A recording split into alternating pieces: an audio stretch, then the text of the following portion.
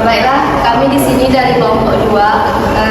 Sebelumnya izinkan kami memperkenalkan diri dahulu. Perkenalkan, nama saya Syarfatun Anissa dengan NIM D1A023 Saya Ferdi Tirtarizky dengan NIM D1A02305. Saya Yonidia Setiarti dengan NIM D1A02335. Saya Tunggu Rahul dengan NIM D1A02329. Saya Aditya Saputra dengan NIM D1A02301. Baiklah, langsung saja masuk ke materi, yaitu materi pertama akan dibacakan oleh saudara Ferdi. 1. Hakikat dan makna seni. Pengertian seni. Kata seni adalah sebuah kata yang semua orang dipastikan membenarnya, walaupun dengan kadar pemahaman yang berbeda-beda pada setiap orang. Konon katanya, kata seni berasal dari kata sani yang kurang lebih artinya adalah jiwa yang luhur atau ketulusan jiwa. Namun menurut kajian ilmu di Eropa mengatakan art atau seni yang artinya kurang lebih adalah barang atau karya dari sebuah kegiatan. Menurut pandangan Islam sendiri, seni merupakan ekspresi keindahan, dan keindahan menjadi salah satu sifat yang dilekatkan Allah Subhanahu wa Ta'ala pada penciptaan jagat raya ini. Allah melalui kalamnya di Al-Quran mengajak manusia memandang seluruh jagat raya dengan segala keserasian dan keindahannya. Maka dengan demikian kita dapat menyimpulkan bahwa 1. Seni adalah hasil ungkapan akal dan budi manusia dengan segala prosesnya serta merupakan ekspresi jiwa seseorang. 2. Hasil ekspresi jiwa tersebut berkembang menjadi bagian dari budaya manusia. 3. Seni identik dengan keindahan.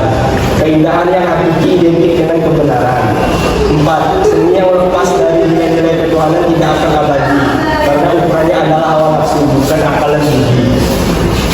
Baiklah, untuk materi selanjutnya akan dibacakan oleh saudara Yoni. Baiklah, di sini saya akan menjelaskan tentang makna sains. Sains atau ilmu pengetahuan adalah ilmu yang dapat diuji kebenarannya dan dikembangkan secara bersistem dengan kaidah-kaidah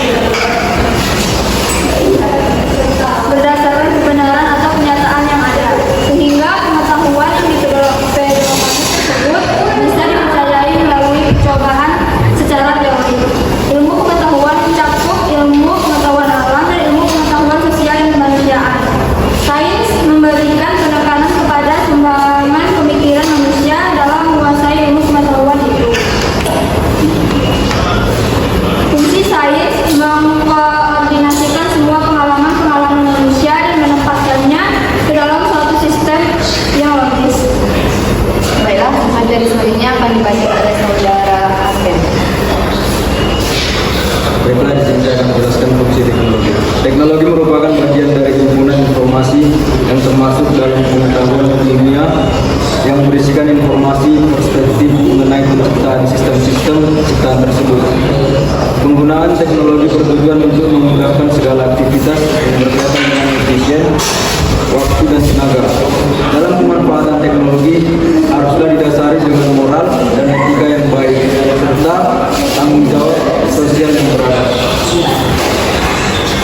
Baiklah, materi selanjutnya akan dibacakan oleh saya sendiri, yaitu tentang dampak penyalahgunaan iptek pada kehidupan. Pada saat ini, perkembangan iptek sudah sedemikian pesatnya, bahkan telah berpengaruh baik secara langsung maupun tidak langsung bagi kehidupan manusia dan berpengaruh menyangkut pola pikir, pola kerja, pola hidup maupun tingkah lakunya.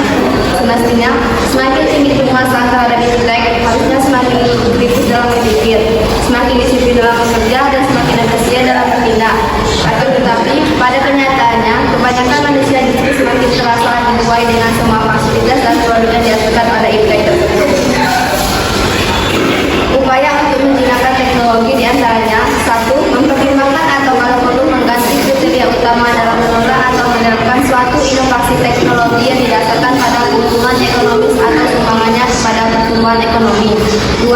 Pada tingkat konsekuensi sosial, penerapan teknologi harus merupakan hasil kesepakatan ilmuwan sosial dari berbagai disiplin ilmu. Perkembangan iptek yang sedemikian pesat mampu menciptakan perubahan-perubahan yang berpengaruh langsung pada kehidupan masyarakat, khususnya dalam elemen-elemen sebagai berikut. 1. Perubahan di bidang intelektual. Masyarakat meninggalkan kebiasaan lama atau kepercayaan tradisional. Mereka mulai mengambil kebiasaan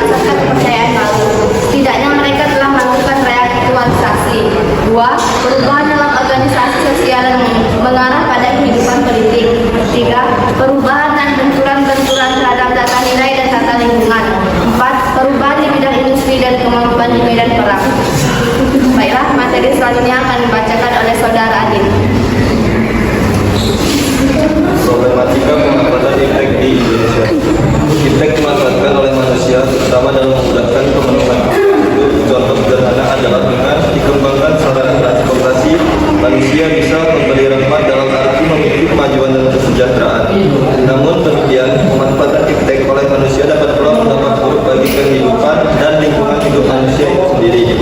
Gejala negatif itu sebagai akibat dari penyalahgunaan ataupun manusia tidak mempunyai pengendalian kekuatan teknologi itu sendiri. Pengembangan ilmu pengetahuan berjalan aktif di segala bidang, yaitu kesehatan, pertanian, ilmu ekonomi, ilmu sosial. Tetapi jika diamati lebih teliti, ada 4 macam teknologi, yaitu teknologi bahan, teknologi energi, teknologi mikroelektronika, dan teknologi hayati.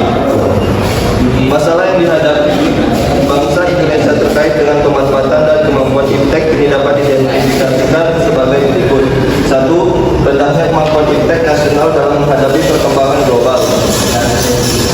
Yang kedua, rendahnya kontribusi iptek nasional di sektor produksi. Yang ketiga, belum optimalnya mekanisme intermediasi iptek yang menjembatani interaksi antara kapasitas penyediaan iptek dengan kebutuhan pengguna. Yang keempat, lemahnya sinergi kebijakan iptek. Yang kelima, masih terbatasnya sumber daya iptek. 6. Belum berkembangnya budaya iptek. 7.